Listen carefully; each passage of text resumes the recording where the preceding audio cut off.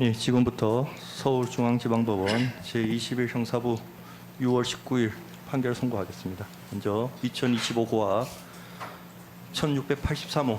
예.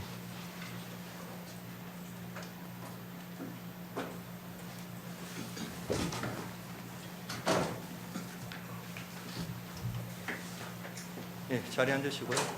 김용현 피고인 나오셨고, 특검 측에서는 장우성 특검보 나오셨고, 나상돈, 문호섭, 신충섭, 박영궁 파견검사님 나오셨고요. 네, 맞습니다. 변호인 측으로는 유성수 변호사님 나오셨고요. 네.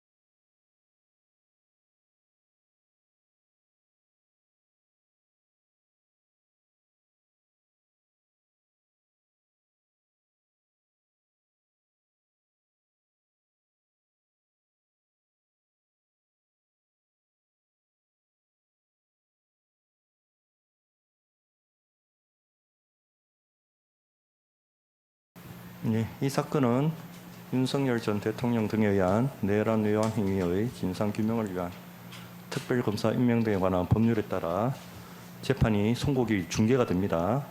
다만 법률 규정에 따라 속기 녹음은 선고기일에 제외되어 있기 때문에 재판 중계만 됨을 고지합니다. 예, 판결 선고에 앞서서 안내를 드렸고요. 원래 판결 선고는 피고인이 통상 법원 관행상 일어서서 하는 게 원칙이지만 판결의 내용이 길어지기 때문에 선고 주문 전까지 앉아 계시면 될 것 같습니다. 예. 예, 그럼 판결 선고하겠습니다.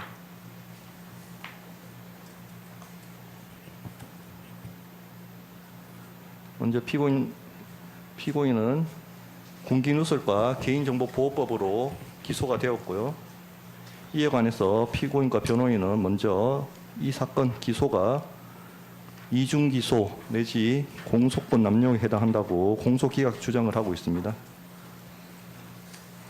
예, 살펴보건대 기록에 의하면 피고인에 대하여 이 사건 공소 제기 이전에 선행 사건에 대한 공소가 제기된 사실, 여기서 선행 사건은 서울중앙지방법원 2025 고합 129호 등의 내란 중요 임무 종사 등 사건입니다. 특별검사는 2025년 12월 30일 선행 사건에서 공소장 변경 허가 신청을 하고 허가되었는 바 변경된 공소사실에 이 사건 공소사실의 구체적 내용이 일부 포함된 사실은 인정됩니다.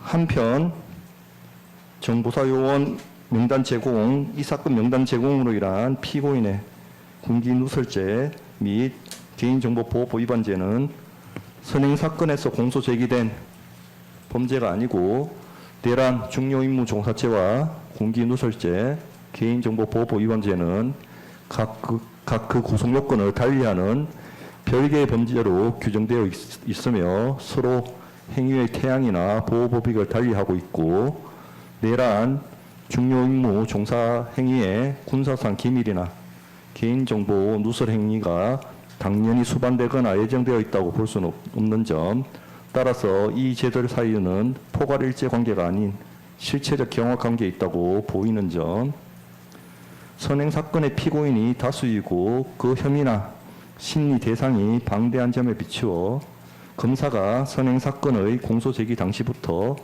의도적으로 특정한 목적을 갖고 이 사건 명단 제공 행위를 군기누설죄 및 개인정보보호법 위반죄로 공소 제기하지 않다가 특별검사가 추후에 별도로 이 사건 공소를 제기한 것으로 보기 어렵고, 그와 같은 검사 및 특별검사의 의도나 목적을 확인할 특별한 정황도 보이지 않는 점, 선행 사건에 대한 공소 제기 당시에는 피고인에 대한 군기누설 및 개인정보보호법 위반 행위까지 공소 제기할 구체적인 계획이 없었다 하더라도 범죄 행위의 경중, 사안의 경과 등을 고려하여 추후 이를 공소 제기하는 것이 그 자체로 소추 재량을 넘어서는 것이라고 단정할 수 없는 점 등을 종합하면 이 사건 공소 제기가 이중 기소에 해당한다거나 공소권 남용에 해당한다고 평가할 수 없다.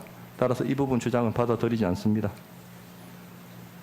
또 피고인과 변호인은 공소 사실이 특정되어 있지 않다고 다투고 있습니다. 이 사건은 문상호, 김봉규, 정성욱이 공범으로 피고인 문상호, 김봉규, 정성욱이 정범으로 피고인이 공범으로 공소가 제기된 것으로 특별검사는 정범인 문상호, 김봉규, 정성욱의 범죄 행위에 관하여 문상호, 김봉규, 정성욱이 텔레그램 또는 시그널 앱을 통해 노상원에게 총 46명의 정보사 요원 명단을 제공하였다고 기재하면서 각 요원의 인적 사항을 별지 범죄일람표에 특정하였다. 특별검사는 이 사건 명단이 군사상 기밀에 해당한다고 판단하여 별지 범죄일람표에 관하여 비닉 처리를 하였으나 피고인은 2026년 4월 28일 이 법원 5회 공판기일에서 비닉 처리가 해제된 별지 범죄일람표를 제시받았고 이를 검토한 후 범죄일람표에 특검의 주장과 배치되는 사실이 포함되어 있다는 취지의 주장을 추가하기도 하였다. 이 사건 공소 사실의 범죄 일시 및 장소가 2024년 10월 중순경부터 2024년 11월 19일경까지 사이 정보사 등지로 다소 포괄적으로 기재되어 있기는 하다. 그러나 이는 정보의 제공자와 취득자의 진술에 의하여 범죄의 일시 및 장소를 특정할 수밖에 없는 이 사건 범행의 특수성에 비추어 불가피한 것으로 보인다. 나아가 특별검사는 그중 김봉규가 제공한 명단 부분에 관하여 객관적인 증거에 따라 범행 일시를 2024년 10월 15일경 및 2024년 10월 21일경으로 특정하여 각 일자에 제공한 요원 명단을 구분하였다. 특별검사는 이 사건 공소 사실에 피고인이 2024년 10월 14일경 문상호에게 전화하여 노상원이 하는 일 잘 도와줘라고 지시하였다는 등의 내용을 포함하는 등 피고인의 구체적인 공모행위의 일시 및 방법을 특정하였다. 피고인이 지적하는 2024년 9월경부터 2024년 12월 3월경까지 제2수사단 설치 및 부정선거 의혹 등 수사를 계획하였다는 부분은 이 사건 공소사실의 경위에 해당하므로 이에 관한 내용이 다소 포괄적으로 기재되어 있다 하더라도 피고인의 방어권 행사에 장애가 된다고 보기는 어렵다. 따라서 공소사실이 특정되어 있지 않다는 피고인 측 주장도 받아들이지 않습니다. 두 번째, 피고인과 변호인은 증거 능력에 대해서도 주장을 하고 있습니다. 증거 능력이 인정되지 않는다는 주장에 대해서 살펴봅니다. 그중 첫 번째, 공범이 작성한 진술서에 해당하는지 여부에 대해서 증거 목록 순번 55 내지 57번 부분을 살펴봅니다. 기록에 의하면 문상호는 증거 목록 순번 55 내지 57번 서류를 각 작성하여 2024년 12월 15일 경찰 조사 당시 이를 제출한 사실, 피고인이 이 사건 군기 누설 및 개인정보 누설 행위에 관하여 문상호와 공범 관계에 있음을 전제로 이 사건 기소가 이루어졌고, 증거 목록 순번 55 내지 57번은 이 사건 공소 사실의 경위 및 범행일시가 포함된 2024년 10월 7일부터 11월 3일까지 문상호의 일정 및 업무 현황에 관한 증거들인 사실이 인정된다. 다만 특별검사가 제출한 증거 목록 해당 순번 참조사항 등란에는 조사 시 제시 자료라고 해서 문상호가 제출한 게 아닌 특검 측에서 제시한 것으로 오인되는 기재가 있는 부분을 밝힙니다.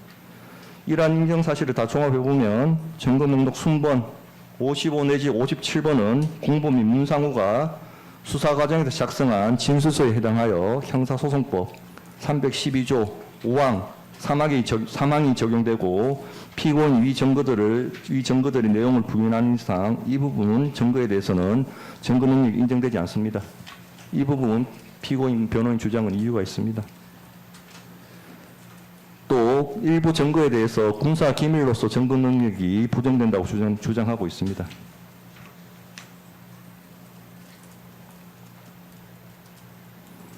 군사기밀보호법 소정의 군사기밀에 해당하기 위해서는 실질적 요건과 형식적 요건을 충족해야 한다. 지금 피고인이 군사기밀에 대해서 군사기밀로 증거 능력을 부정하고 다투는 부분은 증거 목록 순번 45, 46, 66, 99, 101, 110에서 113, 133, 137, 138번 부분입니다. 이 부분 증거들은 정보사령관의 인사자력표 및 약식자력표, 정보사 출입 내역, 정보사령관의 일정, 정보사 요원 명단에 관한 것인데 이는 모두 극도의 보안 유지가 필요한 내용으로 군사기밀의 실질적 요건을 충족한다. 그러나 해당 문건들에 대하여 군사기밀이라는 뜻이 표시 또는 고지되지 않았고 보호에 필요한 아무런 조치도 이루어진 바 없으므로 위와 같은 사정만으로 군사기밀보호법이 적용되는 군사기밀이라고 평가하기는 어렵다. 나아가 증거목록 순번 46번, 99번, 101번의 경우 수사기관이 김봉규, 정성문 및 정보사령관의 전속부관 이모 씨로부터 직접 이를 임의 제출받아 압수조서를 작성한 후 압수목록을 교부하였음이 확인되고 문상호는 이 법정에서 수사기관의 조사를 받으면서 자진해서 증거목록 순번 66번을 지참하여 제출하였다고 진술하였다.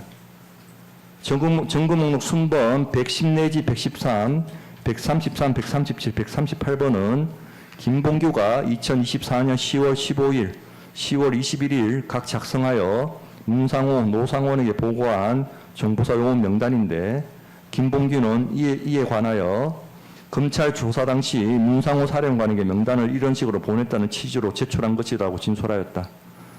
따라서 이 부분 증거들은 모두 형사소송법에 따른 압수, 수색 절차를 준수하여 이를 수집한 것으로 보인다.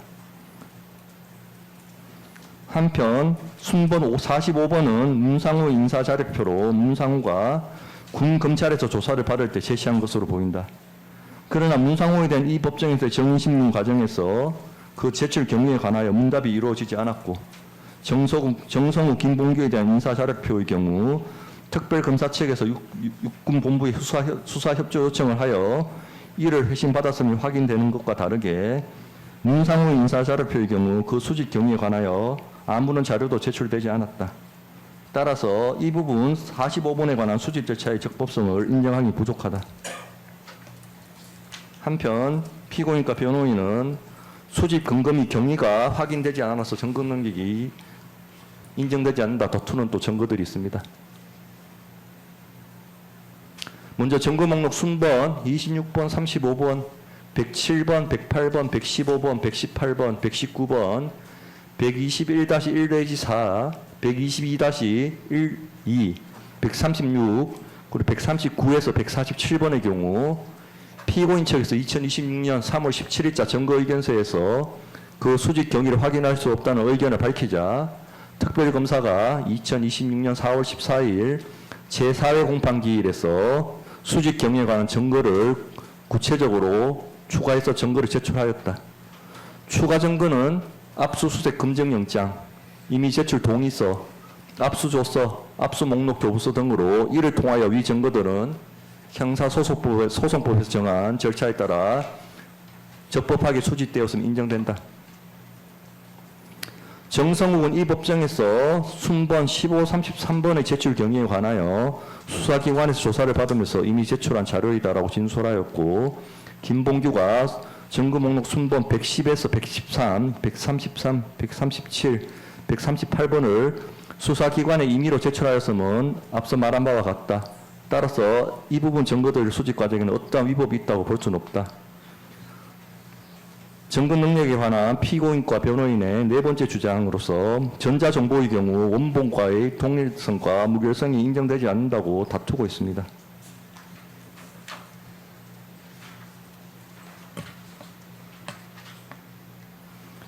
다투고 있는 증거가 순번 15, 51, 59, 97, 115, 134, 284번 부분인데 먼저 284번의 경우 윤미경이 별건 노상원의 내란 중요 임무 종사 등 사건에서 이미 제출한 산타페 차량 블랙박스 전자정보를 CD로 저장한 것이고 이 CD의 파일명, 영상의 내용, 음질, 수정일 등에 비춰보면 이는 특별검사 측에서 임의로 음질을 개선시킨 파일이 아니라 원본을 그대로 복사한 사본으로 인정된다. 점거 목록 순번 97번은 위 분리박스에 기록된 노사건과 문상호의 대화 내용을 녹취한 것인데 위 대화 내용과 녹취서의 기재를 비교하면 전체적으로 위 대화 내용이 그대로 녹취된 것으로 보인다. 위 녹취서에 일부 부정확하게 녹취된 부분이 확인되기는 하나 그것만으로 녹취서 전체의 독립성을 부정할 사유가 된다고 보기는 어렵다. 따라서 위 증거들은 이 사건 공소 사실의 실질적인 증거 가치가 있는지와 무관하게 증거 능력 자체는 인정된다. 순번 115번의 경우 정성욱이 임의로 제출한 로프, 야구 방망이 등을 수사기관에서 촬영한 것이다. 위 로프, 야구 방망이 등은 별건, 윤상호의 내란 중요 임무 종사 등 사건에서 압수된 것으로 이 법원에 원본을 제출할 수 없거나 그 제출이 곤란한 사정이 존재하고 그 사진의 내용과 압수 목록을 비교하면 수사기관이 위 임의 제출물을 그대로 촬영하였음이 인정된다. 한편 순번 15, 51, 134번은 문상호, 정성욱에 대한 참고인 조사 당시 수사기관이 당사자들의 동의하에 휴대전화 화면을 촬영하거나 임의로 휴대전화 캡처 화면을 제출받은 것이다. 문상호, 정성욱은 모두 이 법정에서 위 캡처 사진과 휴대전화에 저장된 정보 사이의 독립성을 인정하기는 하였으나 문상호, 정성욱이 각 휴대전화기 자체를 법정에 제출할 수 없거나 제출에 곤란한 사정이 있다는 사실을 인정할 아무런 증거가 없다. 점거 목록 순번 59번의 경우 2024년 12월 1일 롯데리아 내부 CCTV 영상 중 문상호의 모습이 촬영된 부분을 캡처하여 출력한 것이다. 그러나 이 법원에 원본 CCTV 영상 파일이 제출되지 않았고 특별검사가 제출한 증거만으로는 그 제출이 불가능하다거나 제출이 곤란하다는 점을 인정하기 부족하다. 따라서 점거 목록 순번 97번, 115번, 284번은 원본 제출이 불가능하거나 곤란한 사정이 있고 원본을 그대로 촬영, 복사, 녹취한 것으로 증거 능력이 인정되나 순번 15번, 51번, 59번, 134번의 경우 특별검사가 제출한 증거들만으로는 원본을 제출할 수 없거나 제출이 곤란한 사정을 인정하기 부족해서 이 부분 증거 능력은 인정되지 않는다. 증거 능력에 대한 다섯 번째 주장으로 다른 사건에서의 정인신문 조서의 증거 능력을 다투고 있습니다. 구체적으로 증거 목록 순번 169번부터 241번입니다. 다른 사건의 공판조서 및 공판조서 중 일부인 정인신문 조서는 형사소송법 315조 3호에서 정한 서류로서 법률상 당연히 증거 능력이 인정되고 형사소송법 56조 2 제1항 형사소송규칙 38조에 따라 정인신문 절차에 대한 녹음물 또는 녹취서가 정인신문 조서의 일부가 된 경우 그 녹음물 또는 녹취서 또한 형사소송법 315조 3호에 정한 서류로서 당연히 증거 능력이 인정된다.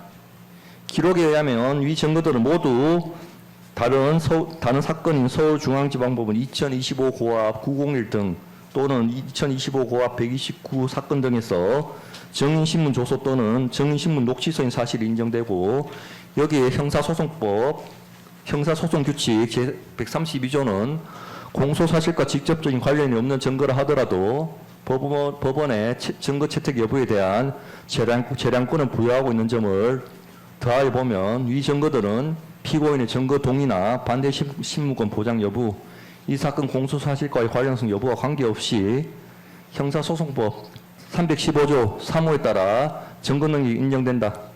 나아가 살펴보아도 위 증거들은 이 사건 명단에 기재된 요원 및 실제 중앙선거관리위원회에 투입된 요원 등의 진술에 관한 것으로 이 사건 공소사실과의 관련성도 인정된다. 따라서 증거 능력에 대한 피고인의 주장 중 일부 주장은 받아들입니다. 구체적으로는 증거 목록 순번 15번, 45번, 51번, 55 내지 57, 59, 134번에 대해서는 형사소송규칙 139조 사항에 따라 증거 배제 결정을 합니다. 나머지 증거들에 대한 피고인 및 변호인 주장은 받아들이지 않습니다. 피고인과 변호인의 사실관계 관련 주장에 대해서 살펴봅니다.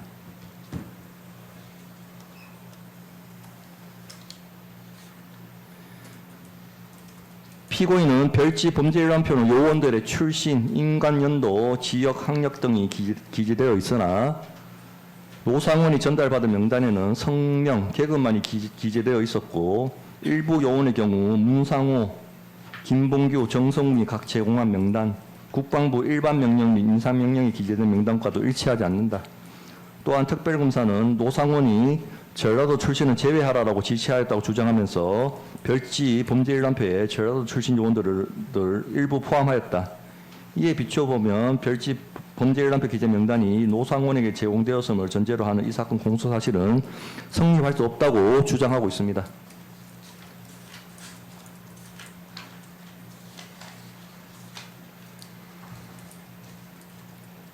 먼저 별지 범죄일람표 순번 1번부터 24번의 경우 김봉규가 2024년 10월 15일 및 2024년 10월 21일 각 문상호에게 메모 보고를 통해 보고한 명단에 기초하여 작성한 것인데 위 메모 보고에 첨부된 명단에는 해당 요원들의 성명, 계급, 출신, 인간연도, 지역, 학력, 특기사항 등이 구체적으로 기재되어 있다.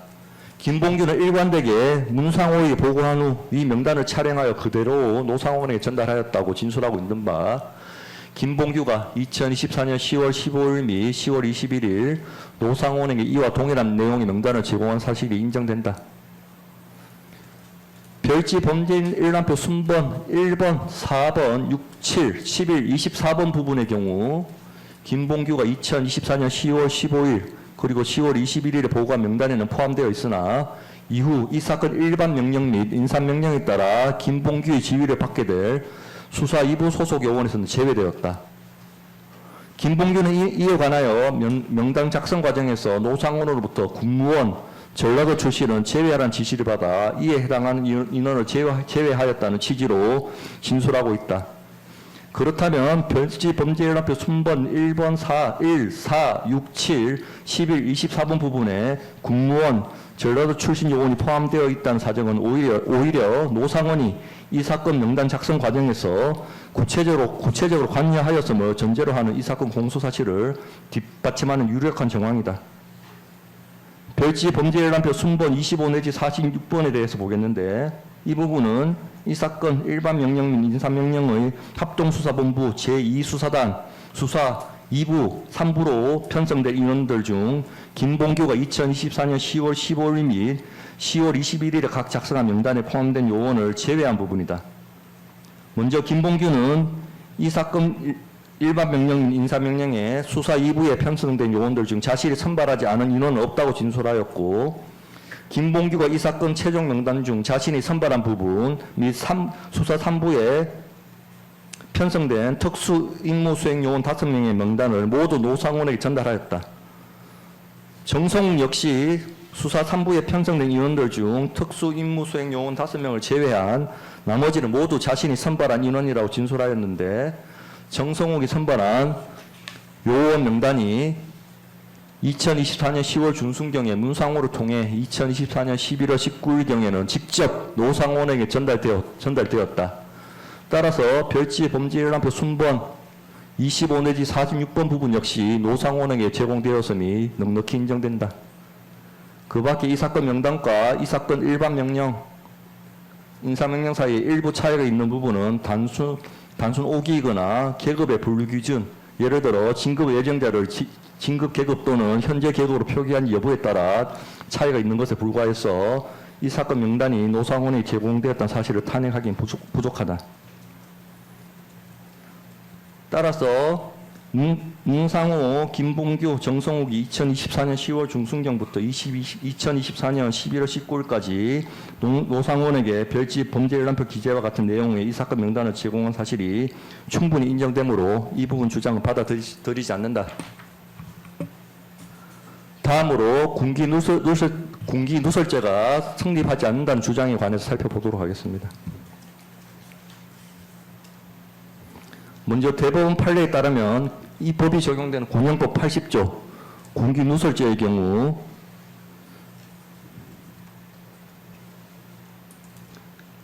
군형법 80조의 군사상 기밀은 반드시 법령에 의하여 기밀사항으로 규정되거나 기밀로 분류 명시된 사항이 하나지 않고 군사상의 필요에 따라 기밀로 된 사항은 물론이고 일반적으로 보아 외부에 알려지지 아니하는 것에 상당한 이익이 있는 사항도 포함된다고 대법원 판례는 적시하고 있습니다. 따라서 일반적으로 군사상의 필요에 따라 특별히 보호를 요한다고 하여 설정한 대비의 경우 군사기밀보호법상의 군사기밀은 아니더라도 군형법상의 군사상 기밀로 취급해서 처벌하고 있습니다. 이 사건에 대해 살펴봅니다.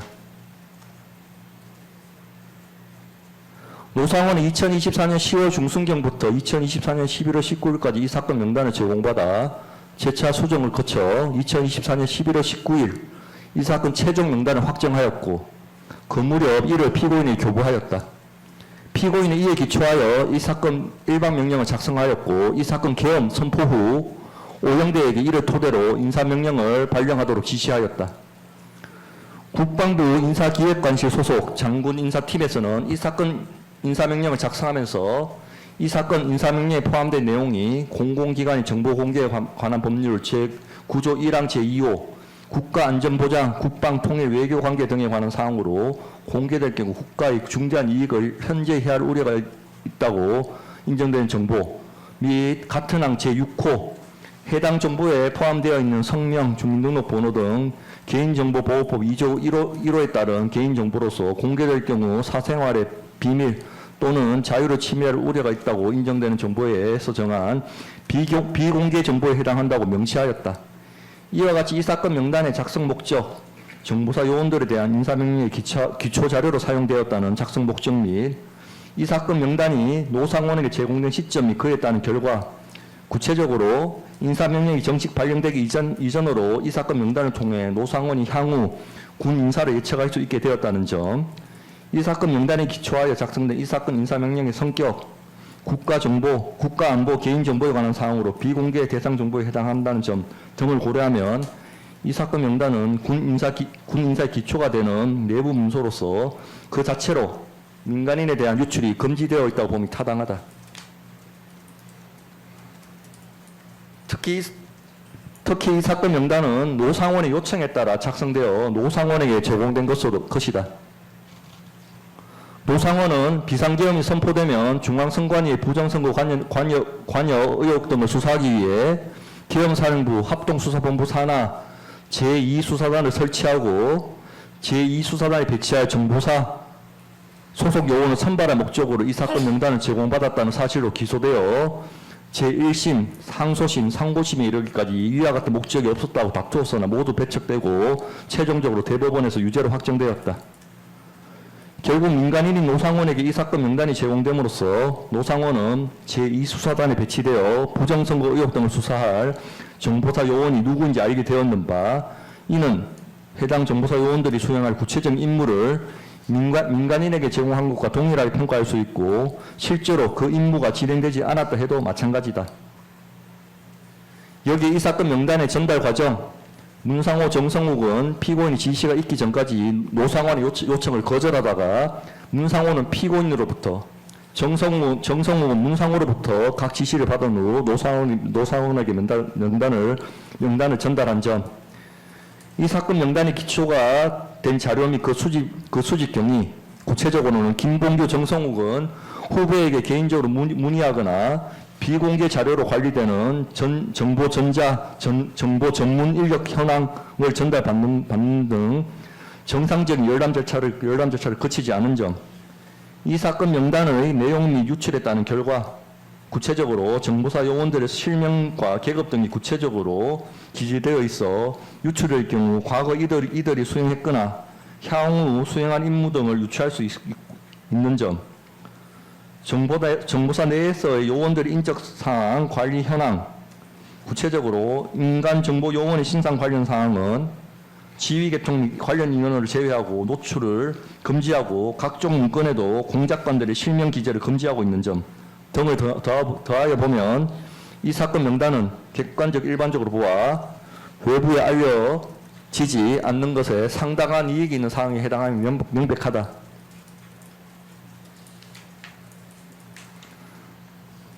따라서 이 사건 명단이 법령에 의하여 기밀사항으로 규정되었거나 기밀로 분류 명시된 사항에 해당되지 않더라도 이는 객관적 일반적으로 보아 외부에 알려지지 않는 것에 상당한 이익이 있는 사항으로서 군형법 80조에 따라 누설이 금지되는 군사상 기밀이라고 봄이 타당하므로 피고인의 이 부분 주장은 받아들이지 않습니다.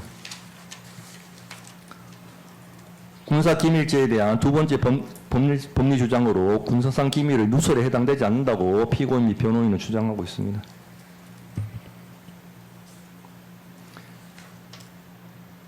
앞서 말한 군사상 기밀의 정의 및 판단 기준에 대한 대법원 법리에 비추어 군사상 기밀에서의 누설이란 군사상 기밀을 취급할 권한 없는 자에게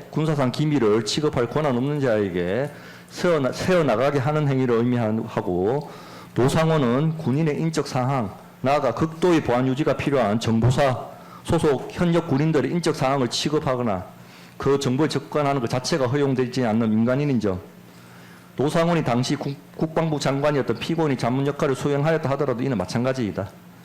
그럼에도 노상원은 위 정보를 취득하기 위해 이에 대한 접근 권한이 있는 문상호, 김봉규, 정성욱에게 정보사 요원 명단의 작성 및 전달을 요청한 점, 문상호, 김봉규, 정성욱은 군 내부에서 통상 용인될 수 있는 보고 체계에 의하지 아니하고 텔레그램이나 시그널 어플리케이션 등 비정상적인 경로를 통해 이 사건 명단을 전달한 점 등을 종합해보면 문상호, 김봉규, 정성욱이 노상원에게 이 사건 명단을 전달한 행위는 군사상 기밀의 누설에 해당하고 누설의 고의도 넉넉히 인정된다. 이 부분 주장도 받아들이지 않습니다.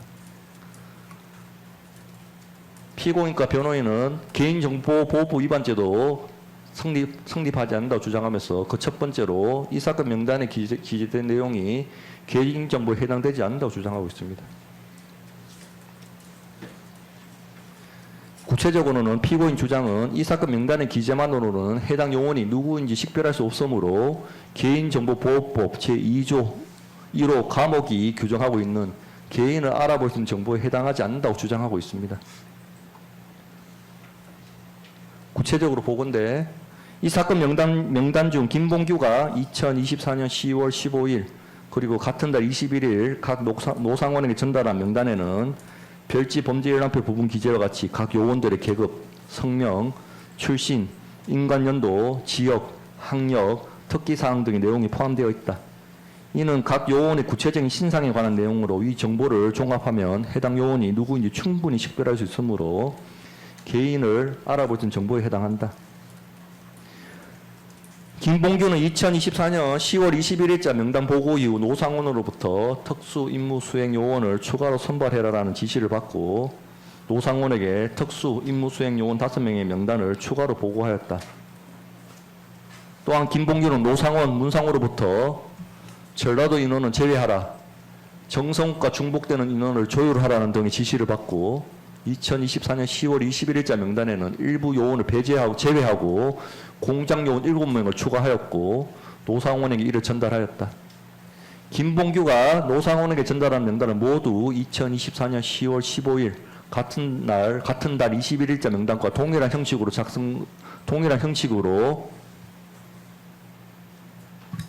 작성되었는 바 별지 범죄일람표 순번 25, 28 내지 30, 38, 40, 41 내지 46번 부분 역시 개인이 알아볼 수 있는 정보에 해당한다.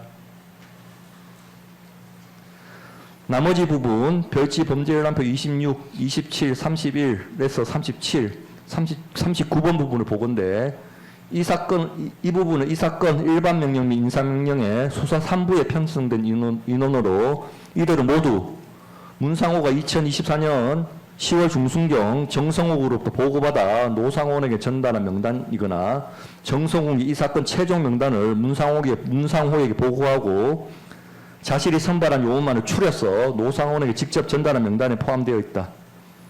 정성욱은 2024년 10월 중순경 문상호에게 성명, 계급 외에도 출신, 기수, 인간연도, 지역 등의 내용이 포함된 요원 명단을 작성하여 보고하였다고 진술하고 있고 문상호는 이를 노상원에게 그대로 전달하였으므로 위 1번 부분에 포함된 내용 구체적으로 성명, 계급, 출신, 기수, 인구연도, 지역 등만으로 충분히 해당 요원을 알아볼 수 있다.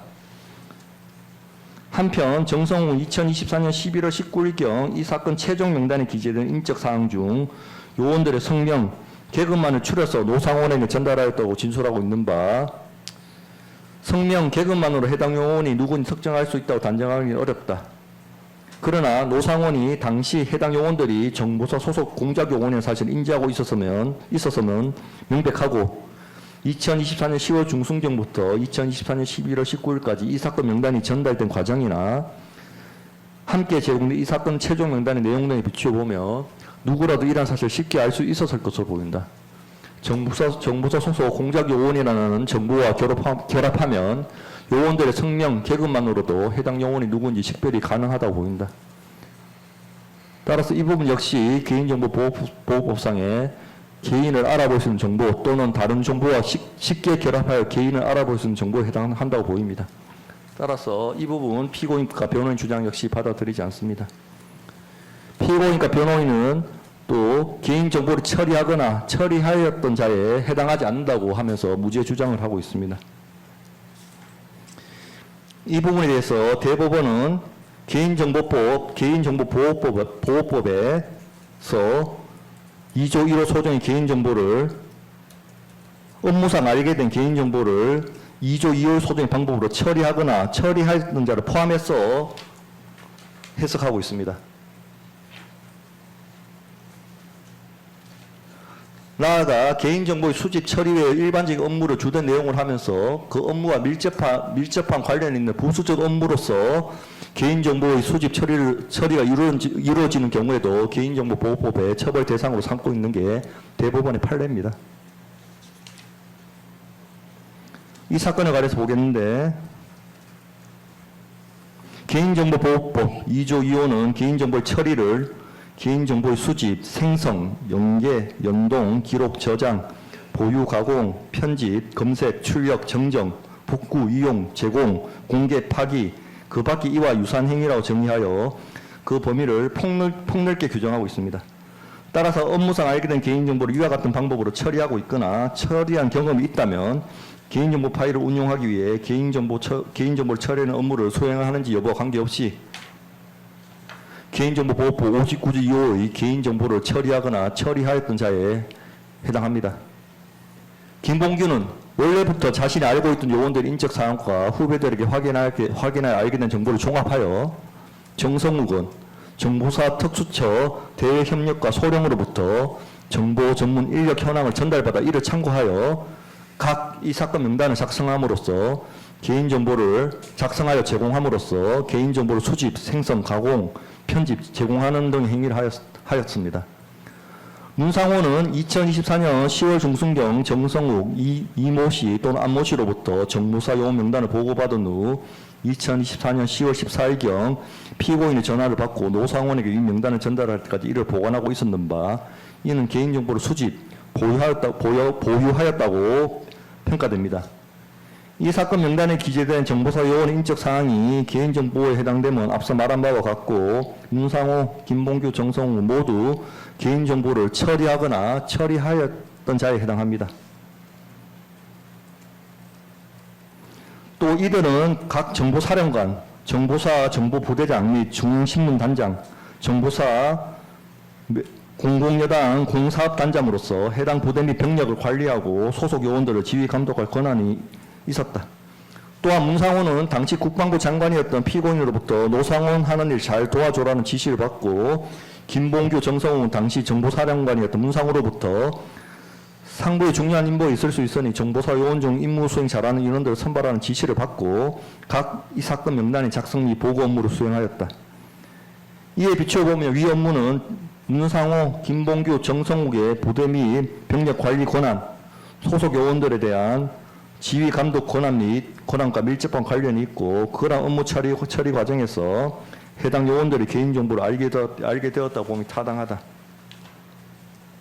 따라서 이러한 사정들을 모두 종합해보면 노상원에게 이 사건 명단을 전달한 문상호, 김봉규, 정성욱은 모두 업무상 알게 된 개인정보를 수집, 생성, 보유, 가공, 편집하는 등의 방법으로 처리한 자에 해당하므로 개인정보보호법 71조 9호의 적용 대상자이자 59조 2호의 의무 주체인 개인정보를 처리하거나 처리하였던 자에 해당하므로 피고인과 변호인 이 부분 주장 역시 받아들이지 않습니다.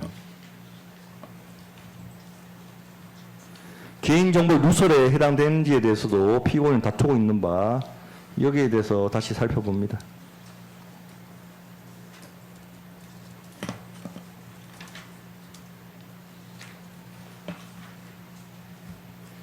노상원은 2019년 3월 23일 군에서 제적되었는 바 그로부터 5년 이상 경과한 시점 이 사건 범행 당시 정보사 소속의 현역 요원들이 구체적인 인적 사항을 알고 있었다고 보이진 않는 점, 노상원은 명단 작성 과정에서 여러 조건을 추가하면서 직접 이를 수정하거나 편집하진 않고 문상호, 김봉규, 정성욱의 거듭 수정을 요청하여 이 사건 최종 명단을 확정한 점을 더하여 보면 확정한 점, 여기에 노상원의 지위, 정보사 요원들의 인적 사항에 대한 접근 권한이 없는 민간인인 점, 이 사건 명단의 작성 경위, 노상원이 이에 대한 접근 권한이 있는 문상호, 김봉규, 정성욱의 요청에서 작성된 점, 텔레그램, 시그널 어플리케이션 등 비정상적인 경로로 전달된 점 등을 종합해보면 노상원은 정보사 요원들의 개인정보에 대한 접근 권한이 없을 뿐만 아니라 그 구체적인 내용을 전혀 알지 못하는 노상원에게 이 사건 명단이 제공됨으로써 개인정보가 누설되었다 봄이 타당합니다. 따라서 이 부분 주장 역시 받아들이지 않습니다. 마지막 주장으로 피고인은 공모관계가 인정되지 않는다고 주장하고 있습니다.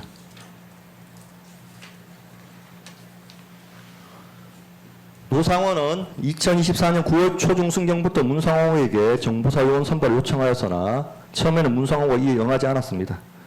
2024년 10월 14일경 노상호는 문상호에게 장관님이 나한테 전화할 거라고 말하였고 그 직후 피고인은 문상호에게 전화해서 노상원이 하는 일 잘 도와주라고 지시하였다. 여기에 피고인 스스로도 위와 같은 지시의 취지가 노상원이 필요한 정보를 공유하라는 것이었다고 진술하고 있는 바 피고인은 2024년 10월 14일 당시 이미 노상원이 문상호에게 정보사 요원 선발을 요청하고 있다는 사실을 알고 있었다. 실제로 피고인은 노상원이 이 사건 최종 명단을 제공받은 2024년 10월 19일부터 얼마 지나지 않은 21일, 22일경 노상원으로부터 이를 전달받았고 그 무렵 이 사건 일반 명령을 직접 작성하였으며 이 사건 개헌이 선포되자 즉시 오영대에게 이 사건 일반 명령을 교부하면서 인사명령을 발령하라고 지시하였다. 이러한 사후적인 정황 역시 문상호 등이 이 사건 명단을 노상원에게 제공하는데 피고인이 깊게 관여하였음을 뒷받침한다. 이 사건 명단에는 군사상 기밀 및 정보사 요원들의 개인정보가 포함되어 있고 노상원에게 이를 제공한 행위는 누설에 해당된다. 군형법 제80조 개인정보보호법 71조 9호는 그 제공 목적을 불문하고 그 제공자의 누설 행위를 처벌하고 있는 바 피고인이 문상호로 하여금 이 사건 명단을 노상원에게 제공하도록 한 목적 또는 문상호, 김봉규, 정성욱이 인식한 목적이 무엇인지 여부는 피고인의 공모관계나 범죄 성립에 아무런 영향을 주지 않는다. 따라서 피고인은 노상원이 문상호의 정보사 요원 명단을 요청하고 있다는 사실을 인식한 채로 문상호에게 노상원 하는 일 잘 도와줘라라고 지시함으로써 문상호로 하여금 직접 또는 김봉규, 정성욱을 통해 노상원에게 이 사건 명단을 제공하게 하였는 바 피고인이 문상호, 김봉규, 정성욱과의 순차적인 공모를 통해 이들의 군기 누설 및 개인정보 누설 행위에 가담하였다고 충분히 인정된다. 따라서 증거 능력에 대한 피고인 일부 주장만 받아들이고 나머지 피고인 주장은 모두 받아들이지 않습니다. 그래서 특별검사가 기소한 이 사건 공기누설 개인정보보호법 중 공소사실 중 공소 사실의 동의성을 해하지 않고 피고인의 방어권 행사에 실질적 불이익이 없는 범위 내에서 일부 직권 정정해서 전체적으로 다 유죄를 인정합니다.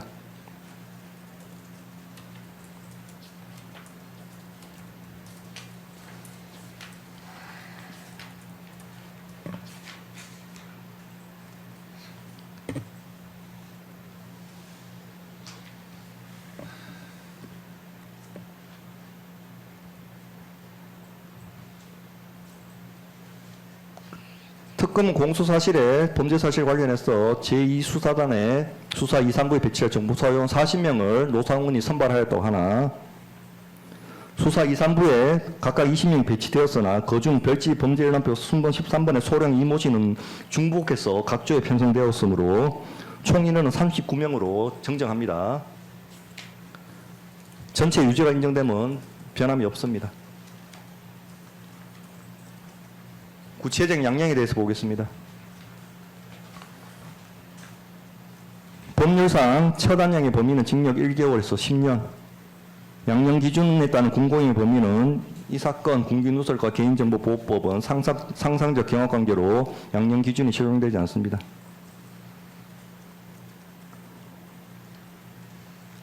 이 사건 명단은 노상훈을 통해 최종적으로 피고인에게 전달되었고 그 과정에서 노상훈을 제외한 사람에게 이 사건 명단이 유출이 되었다는 사정은 확인되지 않는다.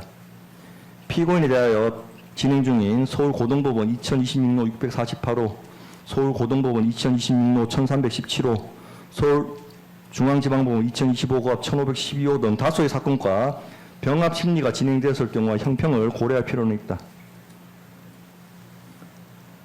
그러나 피고인은 당시 국방부 장관으로서 군사기밀 및 군인들의 개인정보를 보호하여 국가안보질서를 확립할 의무가 있었고 누구보다 군사기밀 및 특히 공장요원 및 특수 임무수행요원의 인적사항에 대한 보호의 필요성에 관하여 잘 알고 있었을 것으로 보인다. 그럼에도 피고인은 군의 지휘체계를 이용하여 민간인인 노상훈에게 자유롭게 정보사 소속 요원들의 인적사항에 접근하는 데 결정적인 역할을 수행하였는 바 이 사건 공기누설 및 개인정보 누설과 관련하여 피고인에게 가장 엄중한 책임을 묻지 않을 수 없다. 나아가 피고인은 이 사건 범행은 아무런 실체적 요건을 갖추지 못한 이 사건 개헌이 선포 단계에 이를 수 있도록 하는 동력 중 하나가 되었고 그로 인해 단순한 공기누설이나 개인정보보호법 위반의 범행의 죄책만으로 평가할 수 없는 위법적 비상계엄 선포라는 중대하고 엄중한 결과를 야기하였다. 그럼에도 피고인은 현재까지 이 사건 범행뿐만 아니라 그에 따른 결과에 관하여 아무런 반성을 하고 있지 않다. 이와 같은 사정과 그 밖에 형법 51조가 정한 양형의 조건들을 종합하여 그 형을 정하였습니다. 예, 피고인 일어나십시오.